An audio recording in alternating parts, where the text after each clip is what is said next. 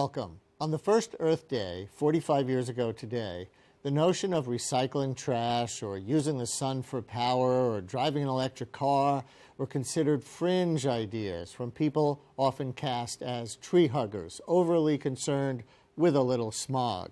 Now, recycling is mandatory in most places. Hybrid cars are common. And the people who make light of pollution or deny climate change, well, they are the ones considered fringe. Progress for sure. But how far have we really come since 1970 toward the goals of preserving the planet and protecting public health? We will ask that of the still active national coordinator of the first Earth Day. Then, learning from New York's vast recycling program, we will try to separate fact from fiction about trash and see if composting might be going mainstream. And we'll discuss the California drought and hear about some of the latest environmental tech innovations, including desalination of ocean water. Plus, toward the end of the hour, a visit from the World Watch Institute, the institute which does the yearly assessment of the state of the world. Unfortunately, there are new problems we didn't know to worry about 45 years ago. First, though, some perspective. Let's meet the man featured in this 1970 news clip from The Voice of America. In the years leading up to that first Earth Day, many Americans became concerned about what they saw as unchecked air and water pollution and the destruction of forests and other ecosystems. Dennis Hayes was the first Earth Day national coordinator. In Los Angeles, the estimates were that for simply breathing, it was the equivalent of smoking 2 packs of cigarettes a day. Via Skype from Seattle, we welcome Dennis Hayes, the mature version. As we heard in 1970, he was the national coordinator of the first Earth Day. Now he's president and CEO of the Bullitt Foundation, which funds environmental organizations in the Western U.S. and Canada. Hi, Dennis. Thanks for coming on. Happy Earth Day. Happy Earth Day to you, too, Brian. Pleasure to be here. So 45 years later, is the air anywhere in the U.S. still like smoking cigarettes? All of the big visible things that are in our air have now been pretty well cleaned up. One of the triumphs actually following Earth Day in 1970 was a Clean Air Act that, along with some revisions a couple of decades later, has really been very good. But most Americans, as we sort of scoff and sneer at China, forget that as recently as 1970, in places like Gary, Indiana, or Pittsburgh, the air here was roughly what it is in, say, Shenzhen, China today. Would you say that the obvious air pollution and water pollution getting cleaned up to the extent that they have are the biggest accomplishments of the environmental movement in 45 years? Those were in the 1970s, those big Clean Air Act, Clean Water Act victories in Congress were almost as old as the first Earth Day now. Yes, in the 4 years following that first Earth Day, we really had the framework laid out for modern environmentalism. It was the Clean Air Act, the Clean Water Act, the Safe Drinking Water Act, the Endangered Species Act, the Marine Mammal Protection Act, set up the EPA. It was a period of amazing change, and we did lay out a fairly decent framework, parts of which it would be good to update, and parts of which have served us exceedingly well. No one talked about global warming in 1970, and yet the solutions to that seem to be very similar to the ones of older environmental problems. Why is that? Well, a lot of those older environmental problems having to do with strip mining and acid mine drainage and the pollution that comes out of coal-fired power plants or out of diesel trucks all have to do with the combustion of fossil fuels. We took out the things that you can see, or most of the things that you can see that are coming out of smokestacks and that made great television, but there was some stuff you can't see. The carbon dioxide, which it turns out warms up the Earth's atmosphere and is increasingly becoming one of the truly profound, serious threats to the planet. Has your view of how to bring about changed, your view of politics and activism and what's effective? Oh, I think that every era has things that work better than others. In those days, remember, 1970 was right after the 1960s. This was a period of Freedom Summer in Mississippi and large civil rights marches. It's anti-war demonstrations, the early street marches of feminism and the gay rights movement. And environmentalism was right smack in the middle of all of that stuff. And by assembling 20 million people on Earth Day and then converting some large fraction of them into voters that fall, we became a pretty formidable political force. But we didn't have social networking. There weren't any computers, there weren't any cell phones, much less any Twitter and Facebook. So organizing today is one, it should be vastly easier. The other thing that is, well, lots of things that are different, but one profoundly different thing is that while there were folks that were ardently environmental and others that were a little bit less ardent in 1970, we had very few that were strong, outrageous anti-environmental zealots. And today we've got them, and they're relatively well funded. They have their own television network. They have their own radio talk show hosts of huge audiences. And they've got an enormous financial backing from some of the interests that we've tried to constrain. Before you go, I understand you're speaking to us from a building that aspires to be the greenest 6-story building in the country. Can you tell us about it? Well, I'd go further than that. We aspire to be the greenest in the world. This is a building that produces 60% more energy from sunbeams striking its roof in the cloudiest major city in the contiguous 48 states. 60% more energy than we use. We feed that back to the grid. All of our water, including potable drinking water, comes from rain. We have an irresistible staircase that almost everybody uses that is physically able, other than elevators. Have only composting toilets. Low flow toilets. We use a half a cup of water per flush. We've taken out 362 things that are toxic or carcinogenic or mutagenic or endocrine disrupting, bad for people. They're just not in the building. And you can go on and on. Everything that we could think of to do that would represent what we think a truly sustainable, resilient, built environment ought to look like with technology currently in hand. And some of the things that you just mentioned in describing the building that may sound fringe today to some of our viewers probably won't be in 10 years, you think? Well, without a doubt, and including some things that I didn't mention, which is the building's intelligence. I mean, this is a building that has a brain, it has a nervous system, an autonomic nervous system, and many of the things that make it so efficient happen automatically without any conscious effort by any individuals inside it. The windows open when they should, the external Venetian blinds come down when they should, they tilt to the correct angle without a person having to be involved with it. And if on occasion you don't like what the building decides, the building wants the windows open, but there's a jackhammer out in the street and you want to close the windows, you can override the system. But it's a very strong-willed building, and a half hour later it'll open the windows again and you're going to have to I guess what I'm saying is that embedded intelligence, we now have well over 1 trillion microcircuits invested in all sorts of parts of the built environment, and they are now going to become a much more intelligent way to conserve energy and lead efficient lives. Dennis Hayes still leading on the indoor built environment 45 years after he led the first more outdoor-oriented Earth Day. Thank you very much. It was a pleasure, Brian.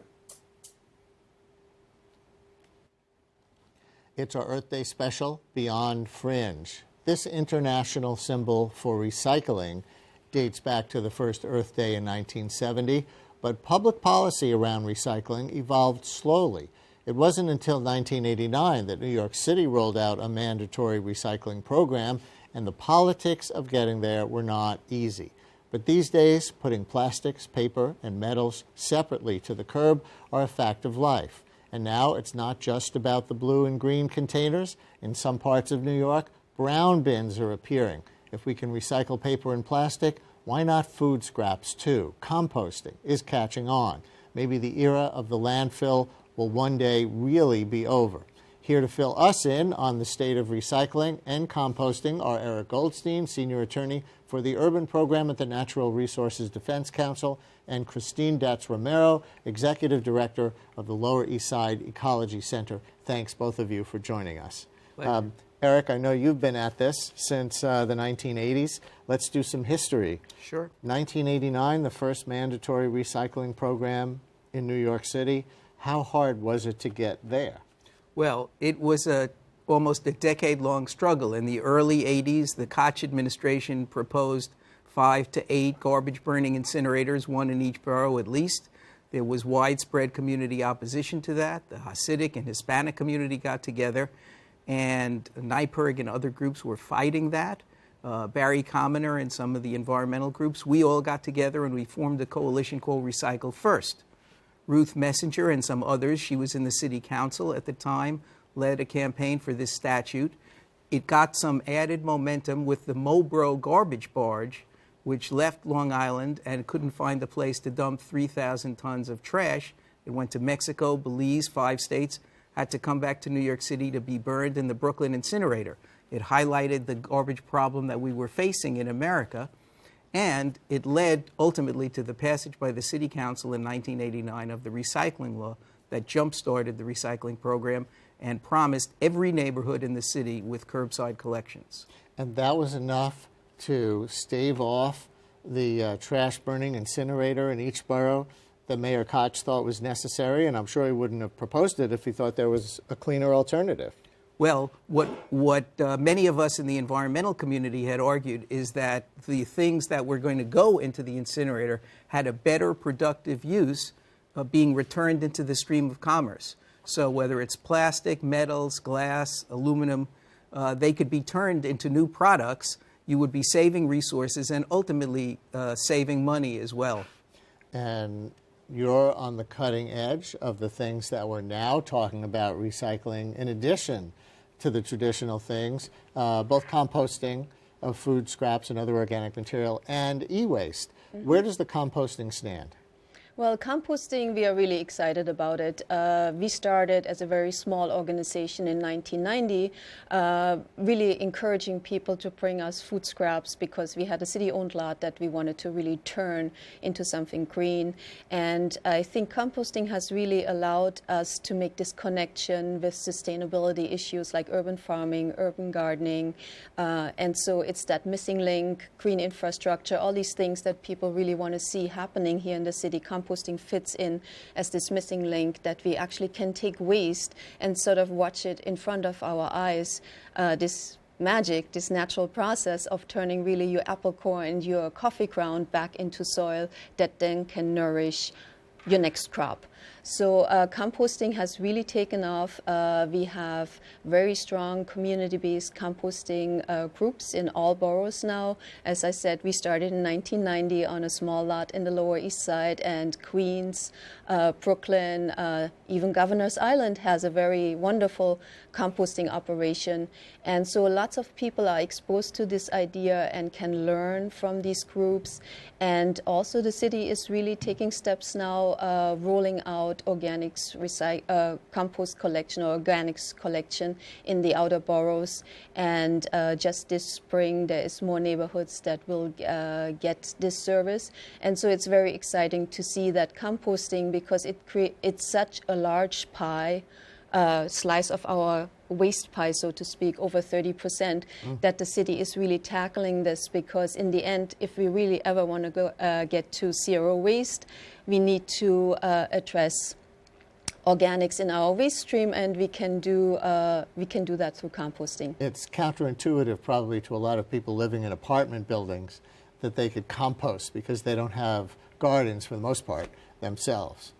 Yeah, that is true. But you know, even if you just have an apartment, you can do a worm bin, and you can, for example, use the worm castings for your house plants, or you can think a little bit larger and feed your street tree in front of your building. But I also think like a service that we have offered at Union Square since 1994, where we just have drop-off locations for people. So we are not necessarily saying that everybody needs to compost their own food scraps, but to really create a network of opportunities for people to participate, because a lot of people understand. You know, I always say composting is for people that eat food, right? So we all do that. So we all create that sort of waste, and a lot of people want to do small steps to create solutions instead of burdens for the environment, and composting is one of those things. And plastic shopping bags. Those are not yet recyclable in New York City under the current system. Right. But that debate is taking place in City Council right now. They may pass any time a bill that would make it that you have to pay the the supermarkets or other stores in order to get a plastic bag, and that would encourage the reduction of it. Right. Plastic bags are one of the most problematic materials in the municipal waste stream. They hang from our street trees, they clog the storm drains, they get into the waters where they are interfering with marine life, they jam the recycling equipment. And so Councilmember Lander, Councilmember Chin have legislation, 21 co-sponsors, that would put a fee on plastic bags. And the purpose would be to encourage people to bring their own reusable bags, as they do in over 200 communities around the country, many places in Europe. It's going to happen. We don't know when. And the e-waste, that's the law now, right? Yes. That just took effect a few months ago? Yep. So you can't even throw away like AA batteries or something into your trash now? Well, AA batteries, if they're alkaline, technically you can. But electronic things like, I try to explain it by saying it's either a computer or TV or something that plugs into one of these devices. That is now indeed, people are not allowed to put that in their regular trash. And actually, in the early 2000s, we worked with NRDC and then Council Member Bill de Blasio to introduce legislation to prohibit that. Unfortunately, that legislation was not successful, but we have a statewide legislation now that just became effective January 1st of 2015. So what we're seeing now is a lot more people bringing us, especially their bulky TVs, because sanitation no longer picks that up, and actually starting on April 1st, they started to give fines, so that was no April Fool's joke. That is reality now. People have to really figure out how to bring their televisions to be responsibly recycled. Right. Or and you have to haul them somewhere, right? You have well, to bring the them sanitation department, Brian, now Yes. has a program where multi-family buildings, apartment buildings, can request a bin in their basement to collect electronic waste and also textiles, clothing. So anyone who's watching, if you don't have one of those bins in your basement and you have some room, just go to the sanitation department website. You can find out how to get that service. That's good to know. And I understand there are other drop-off locations like Goodwill and the Salvation Army will take your electronic waste, Staples. A lot of big box stores take it. We as an organization have started 10 years ago to collect electronics. We go to all 5 boroughs. This spring we're offering over 20 events. And so that's also an opportunity to go to a community that might not be served with a big box store or something like, for example, Inwood. We were just there in January, close to the Green Market, and so many people really appreciated that because, quite frankly, we have the law on our books, but we also have major infrastructure hurdles for people to really participate. Right. So, for example, right in Inwood Hill Park there, people could go to that spot and drop off electronic waste. So, Eric, is this stuff that we're recycling actually being recycled for additional use? Is the market bearing enough of a profit that the stuff doesn't just sit in, you know, city warehouses somewhere? Absolutely. On the whole, it's being recycled, and obviously it's happening because it makes economic sense. The markets have matured. It's easier and saving money by turning the paper you have in front of you into paper rather than taking this wood and trying to turn that into paper. So there are markets for these things. And as one recent example, just yesterday in the Daily News, there was the story about Will.i.am, whose company, EcoCycle, is now taking plastic bottles and making sheets for all of the W hotels. That'll take hundreds of thousands of bottles out of the stream of recycling and into new products. And that's just one of many examples of where business is seeing economic opportunities in recycling. Then again, I've read that the price of oil has come down so much that it's now actually cheaper to make new plastic products than to use recycled plastic to make them. Is that true, and how much of a challenge is that? It's a small challenge, but markets are cyclical, and if you look at it from the start of the recycling movement in the 1980s and 1990 to today, the markets have matured. Like any market, there'll be ups and downs, but the overall trends are in the right direction, and that's simply because most of these materials that we're using are limited resources, and so ultimately we're going to save money by reusing them rather than throwing them out or burning them. 45 years ago on the first Earth Day, did either of you think we would have come this far by now? I'm pleasantly surprised. We've come a long way. We've still got a long way to go. Just as an addendum before you go, the hierarchy is supposed to be reduce, reuse, recycle. Recycle is only the third best thing you can do with something. How's the reduction movement? The reduction movement, e-waste is a perfect example.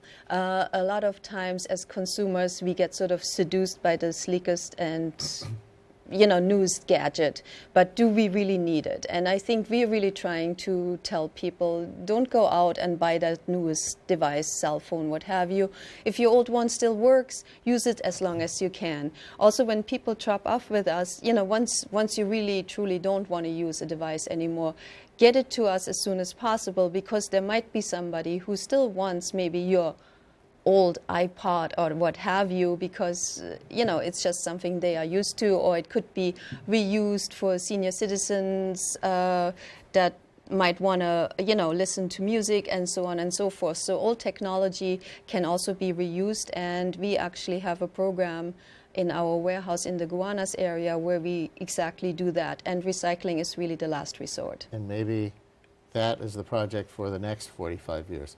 Thank you both very much. Pleasure, Brian. Thank you. It's our Earth Day special. I'm Brian Lehrer.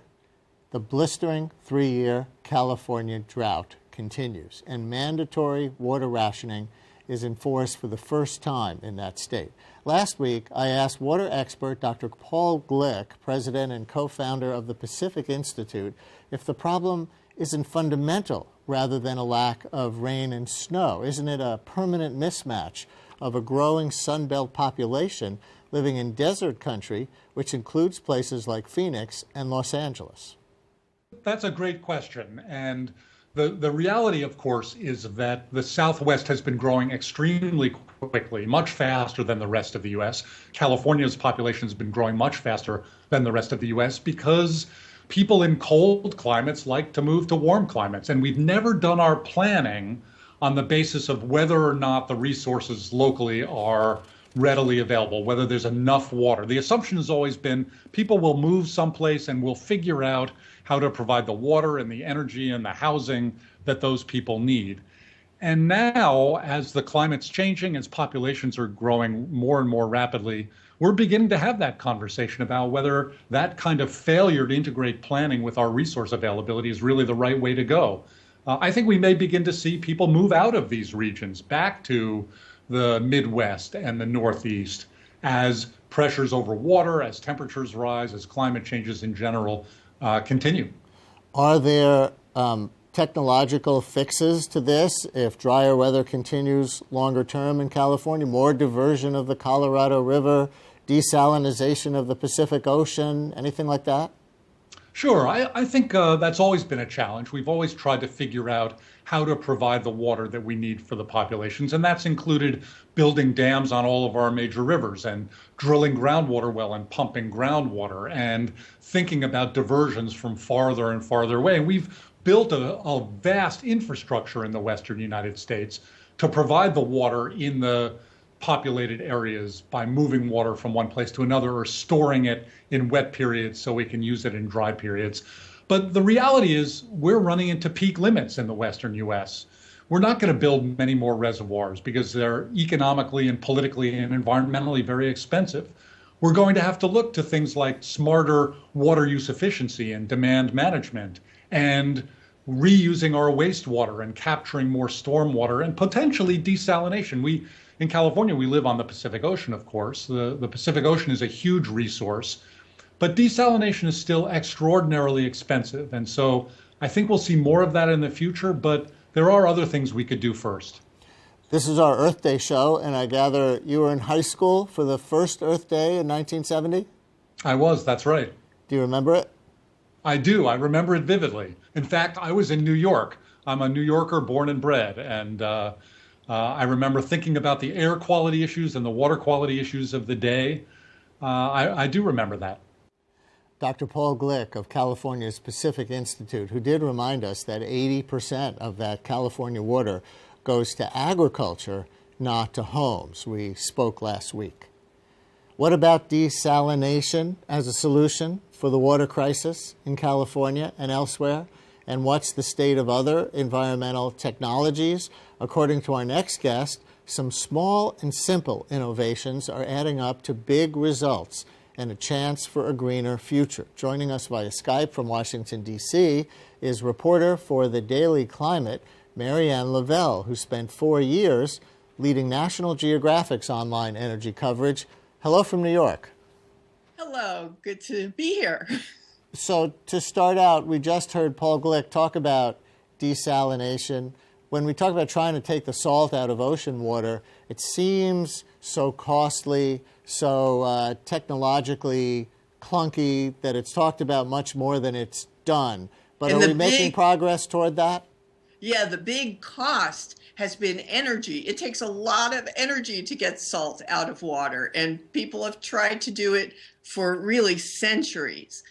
There are some innovations that really are worth looking at. In California, in the Central Valley, there is a pilot project that really takes the sun and concentrates it in a way that it really distills the water. And it costs a lot less, about half the cost of some of the desalination projects people are looking at in California. So it's a possibility. And the company that is doing it is open sourcing its technology and hoping that people replicate it and improve it for use everywhere. The left has been criticized for being too fragmented in their activism, too many interests. That climate change is a good example, in that there are so many ways to look at the problem, so many different things that could be done to attack the problem. But I guess recently there's been a shift in that perspective, especially when it comes to climate change activism. Maybe you could talk about the UN, the UN Climate Summit in Lima, Peru, and how that's bringing people together. Yeah, you really saw people coming together at the last climate talks around the issue of social justice and human rights. We wrote about this at the Daily Climate, that in the past, people talked about carbon emissions, timetables, and levels of emissions. But I think there's been more and more of an understanding that this is about people, about human beings. And that's how the issue needs to be framed. So you can deal with difficult problems like it used to be thought, well, let's just build a lot of hydropower in the developing world to get renewable energy going. But is it really worth it if you're displacing a lot of human beings? And people really, the people in a lot of these poor countries are really at the front line in climate change, and they have to be part of the solution. So social justice in that sense. Hey, what got you interested in writing about energy in the first place? Well, I'm going to give away my age here, but when I was first writing about it, everybody was interested in it because people were waiting in line for gasoline in the United States. This was the 1979-1980 oil crisis. And everyone was talking about there has got to be a better way. They weren't talking about climate change at that point. They were talking about national security and relying on these really unreliable sources of oil. And years and years went by before we really started to make progress in reducing our dependence on oil. And here we are with with oil prices coming down being what's making news these days, and it's being laid at the feet not so much of the environmental movement, I think it's fair to say, but of technological advancements that no matter what we think about fracking, it's making gas and oil much cheaper to get. They're producing a lot of oil and gas in the United States. But the interesting thing is that U.S. consumers are not consuming more oil as much as they're producing more oil. We are actually, we've gone through 10 years now of falling vehicle miles traveled per capita. I know that that's a big mouthful, but it's that the number of miles each of us drive each year is falling. And we also are using more efficient cars. This is why you hear these oil companies that are fracking so much oil talking about, well, they would like to export that oil to other countries from the U.S. because they don't see demand in the U.S. increasing anytime soon. We're just getting more and more efficient, and maybe if we can do it, other people in the rest of the world can do it too. How about on the cutting edge, bio-waste fuel? Someone even suggested to me that New York could be a bio-waste fuel exporter. Yeah, can you believe it? There's a pilot project in Brooklyn to do this. Whenever you have a wastewater treatment plant or any landfill, it gives off methane, which is a very potent greenhouse gas. But if you capture that methane, it's basically natural gas. You can use that for fuel. And they're trying to do that in Brooklyn. They're trying to do that in Massachusetts. They've been doing it for several years in Altamont, California. And it really is a cutting edge. The federal EPA says that if we just took about half the food waste that we throw away every year and turned it into energy, we could probably power 2.5 million homes. We have a video that we're going to show of how a product called Gleick is helping people, for example, in Myanmar. You want to help us set this up? What is that? Yes, Gleick is a company out of Silicon Valley. It was started by two Stanford Business School guys who thought there has got to be a better way to get power to people than have them using kerosene and all of the smoke and the danger and the cost of kerosene. And they found a way to do it with small solar devices. Let's see that video.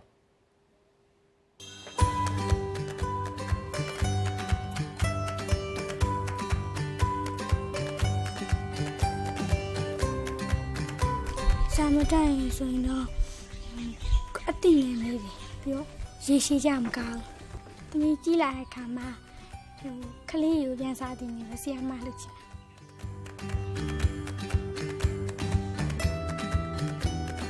So those are what they do. Near now, so the one, no, Jama chain you beat your lady, a chain male. You are never get a delight. Nina Bono, don't be the one, Joseph. Oh, now it's an idea. Me, like they are like Michigan, don't got me. Piano solution. Me down by my so in my like she been no more. So in my young Jibay. What I'm see that Guaro, Damo, Bonoa, Gigido, a pay a mere Cijabono, a pay music in a Bukedo, Tongare Pigu. Bonoa, Migo Gigi on me. Go Gigi in a jail. Hari di kau nuai bilang. Kau? Clear Asian lah. Asian lah. Kau nuai bilang. Asian lah, kau nuai dong bilang. Ayo ni buat lah.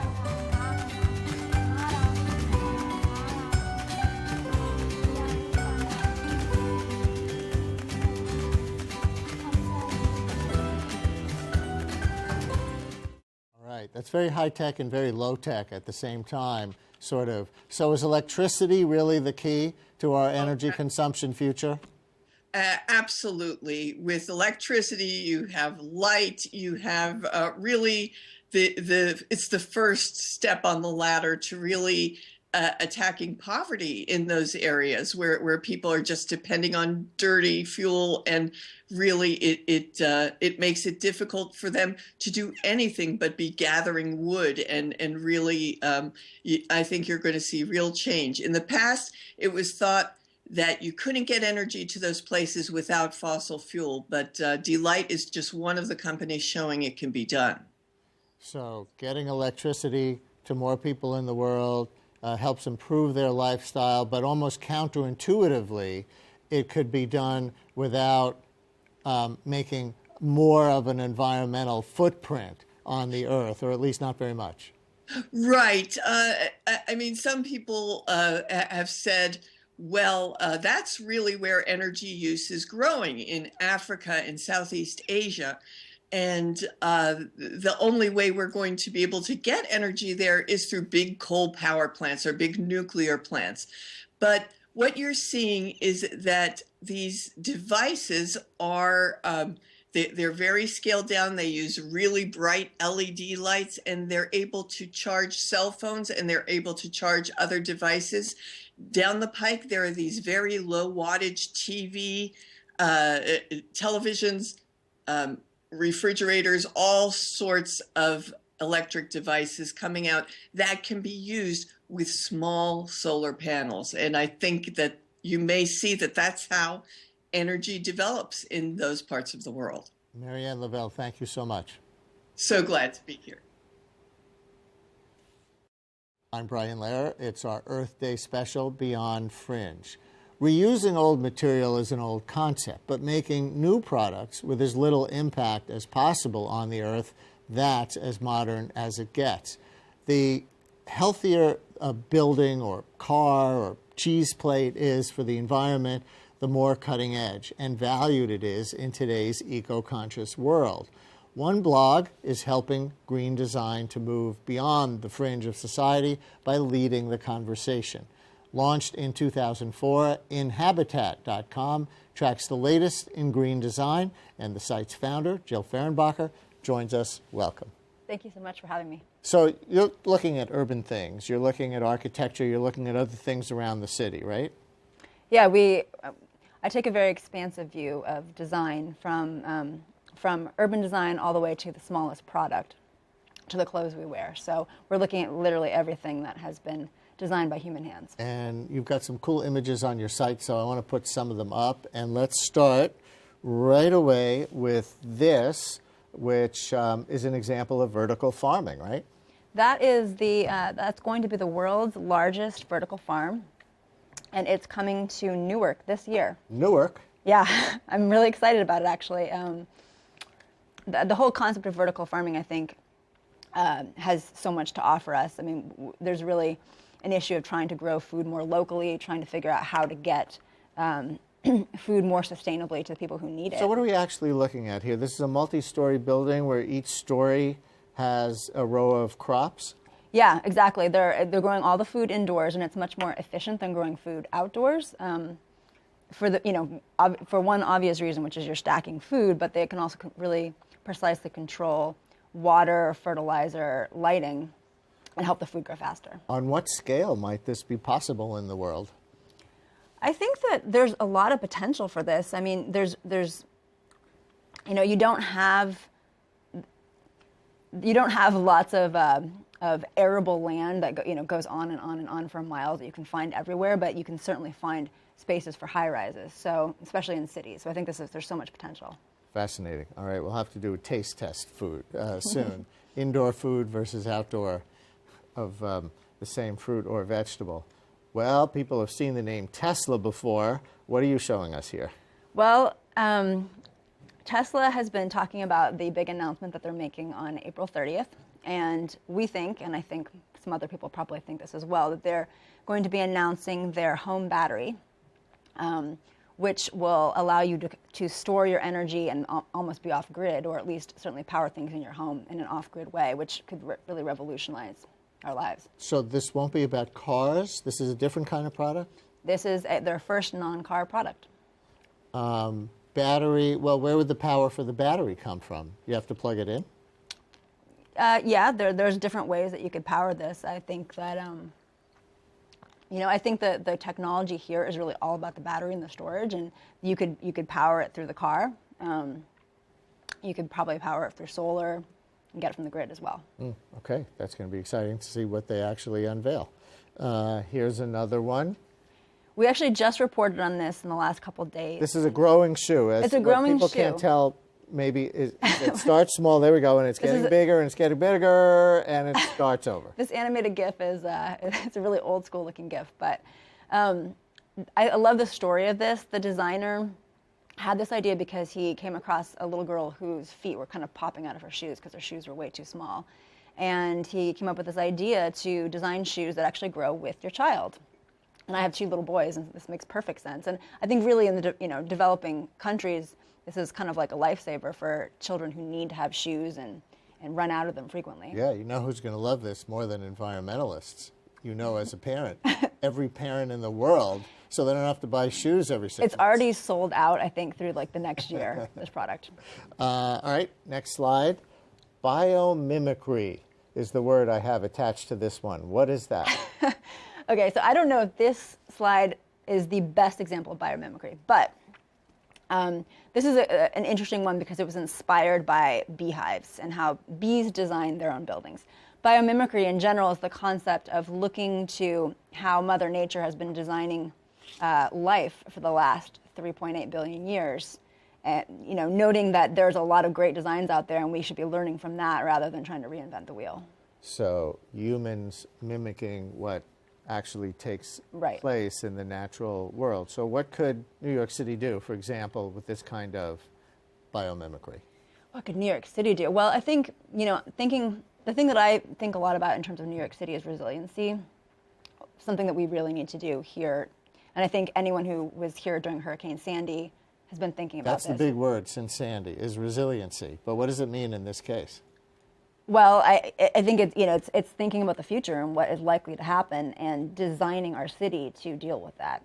So the reason why I brought up biomimicry is because, in natural wetlands, when you have floods and storm surges, the wetlands actually absorb the water.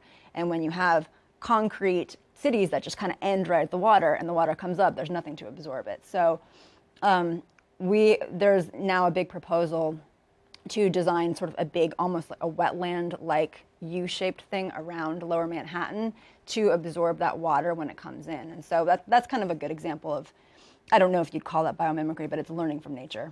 Are there any big debates going on in environmental urban design right now, such as one kind of material or method over another? Anything interesting you can report on like that?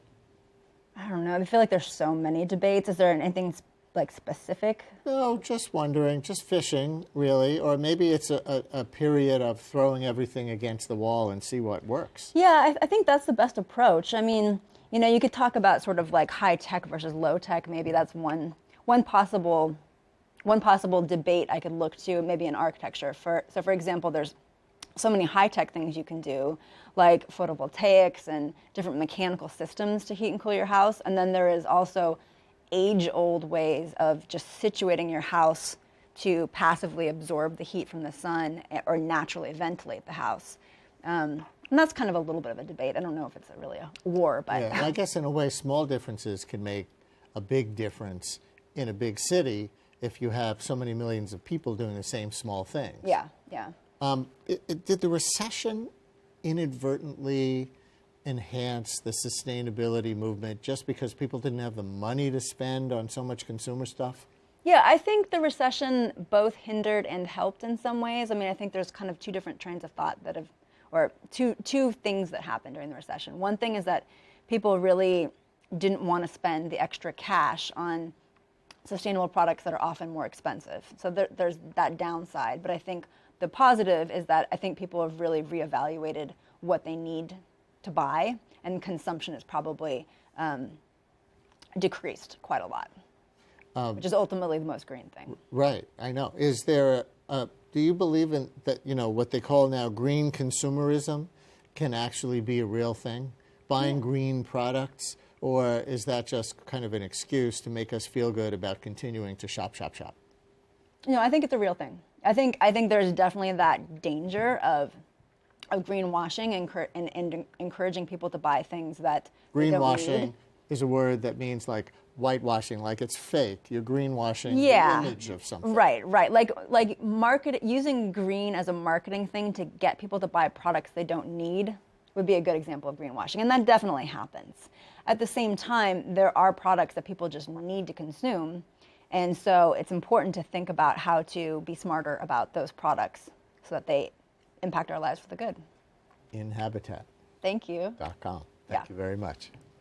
Up next, the World Watch Institute's latest report on the state of the world as our Earth Day special continues. It's our Earth Day special, Beyond Fringe. One key organization that has helped environmentalism go mainstream over the years is the World Watch Institute. It was founded in 1974, 4 years after the first Earth Day, to do rigorous independent research on global issues, and each year it puts out a widely respected flagship publication called The State of the World. Their most recent report is entitled Confronting Hidden Threats to Sustainability. Michael Renner joins us. He is senior researcher at the World Watch Institute and edits the Vital Signs section of their website. Welcome. Thanks very much. Glad to be here. I want to get right into these hidden threats to the environment. I'm going to go down your list. One of them is the uptake of carbon slowing in the Amazon. So that's not the production of carbon for global warming, but that's the uptake of carbon. Explain that. Right. Well, you know, the amount of carbon that's actually being emitted has to go somewhere, and a fair amount goes into forests, is being absorbed by trees. Another very large amount is absorbed by the oceans. And in both cases, there are indications now. I mean, we basically picked up on some scientific studies that are out that indicate we may be in trouble on those fronts.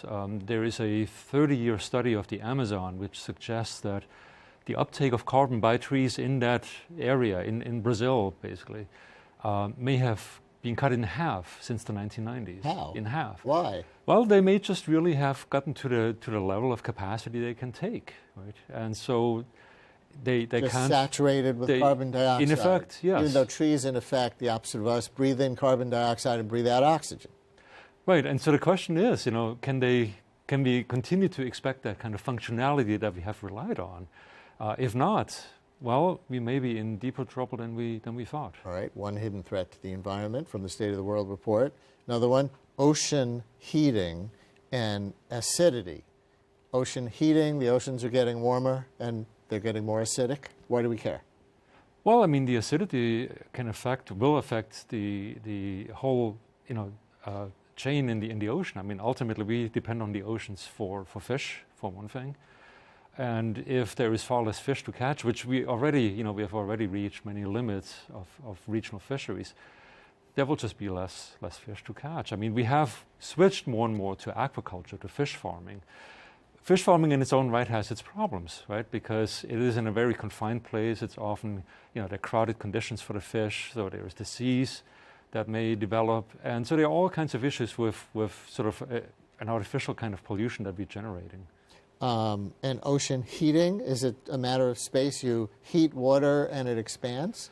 Well, again, it's a matter of how much can the oceans absorb in terms of carbon, you know, because the carbon has to go somewhere. If the oceans are reaching their capacity, if they may actually start to release some of that excess heat that has been absorbed over the decades, again, it will probably mean that the rise in global temperatures is going to be more pronounced than we expected.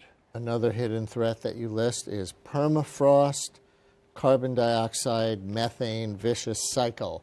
Decode that for me. Well, again, you know, what we see is we load up the natural systems of the planet in ways where they, at some point, will reach their capacity, right? And so what may well happen with warming trends is that the permafrost in the Arctic is beginning to thaw. Now, nobody really knows, as far as I can tell, and I'm not a scientist, I'm not a natural scientist, nobody knows, you know, when will that point be reached? When that point is reached, you know, what will actually happen then? You know, I don't think all of these carbon stores will be released at once, clearly, but even some gradual and maybe building up over time, some gradual release, again, means that we face a bigger problem than we thought we did. Another one, agriculture or food. In what way? Well, you know, we're pushing agriculture to its limits, right? We are trying to produce more and more food on less and less land. We have really succeeded marvelously in many ways. The yields are up, you know, in ways that are beyond belief. I mean, if our, you know, grandmothers looked at the current time, they would say, how is this possible? The so-called Green Revolution, right? The Green Revolution was efficient through pesticides and things like that, sorry to say, that have made use of the land so much more productive. That's right, and I think certainly, you know, when you mention pesticides, I think that's a biggie, right? The people who actually work the land are being exposed to that, so they suffer the health consequences. And in places like India, you know, people are really desperate. They are exposed to these pesticides, and the health consequences are pretty tragic. But water is the other big one. You know, we are using water. I mean, you mentioned California earlier in the program. Yes. We are using water like there's no tomorrow, like we can just Yes. turn to yet another source, you know, build another canal, build desalination plants. But I think we have to face the reality that we actually have to use the water more intelligently. Well, if we want to eat natural food, things that grow, and agriculture takes so much of the water, as Californians are becoming aware and other Americans who are looking in on that crisis, how do we reconcile those two things? I think we have to turn to crops that are less water thirsty, for one, but we can do far better. I mean, you know, here in this country, it's not even as bad as it gets. You look at places like, you know, Central Asia, where massive amounts of water are being used, you know, to grow grains, basically in the desert environment. On the way to the field, you know, you have these unlined canals. So much water evaporates before it even gets to where it's supposed to be used, right? So we can do so much better than we are right now. Did you see, by the way, in the last segment, that example of vertical farming, that building that's coming to Newark? Yes, I did see that. The World Watch Institute looked at that at all? Is that considered an environmentally good thing or environmentally neutral? We haven't per se looked at it, but I think I would think I can speak for my colleagues. We would think it's probably a good idea. I mean, I think we need to look at alternatives, and that is certainly one of them.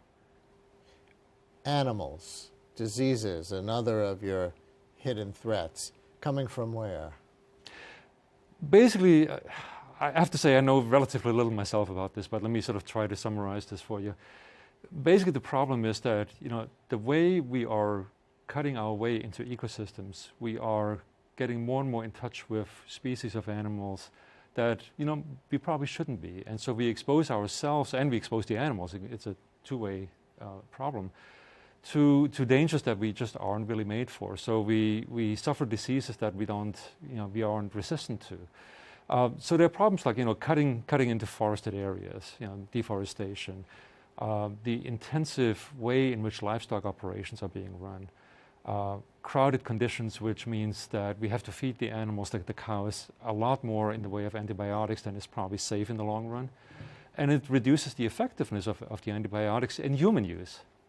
All of these things seem to relate back to global warming and the intensity of our consumption. Would you say that that's the common denominator? I think so. And climate change is not a separate problem, right? It sort of reinforces other problems that we already face. And it's, you know, the people who look at what are the other kinds of impacts of climate change, for example, on conflicts, they like to speak of climate change as a threat multiplier. And I think there is something to it, because it really means that, you know, throw climate destabilization in the mix and you face, you know, much enlarged problems. You know, you face a much bigger problem than you otherwise would have. And that's an important concept, I think, because if you look back to the first Earth Day, 1970, 45 years ago today, when nobody was talking about global warming, the solutions to the environmental problems, more conventional pollution that was seen to be, and overuse that were seemed to be the big problems at the time, the solutions are kind of similar, aren't they? I think basically they are. I mean, we have to realize that we have gone about as far as we could, and I think Eric Goldstein on the program earlier said this. You know, we've come a long way. We have done what we can in terms of the traditional air pollutants. I mean, certainly here in the U.S., you know, we've reduced sulfur dioxides, nitrogen dioxides, and other pollutants. In other parts of the world, that's not true. I mean, you look at Chinese cities, and it's a tremendous problem. But we certainly have gone as far as we could here in the U.S. in terms of sort of this traditional approach. And I think we now have to realize that part of the problem is that, yeah, we consume too much, right?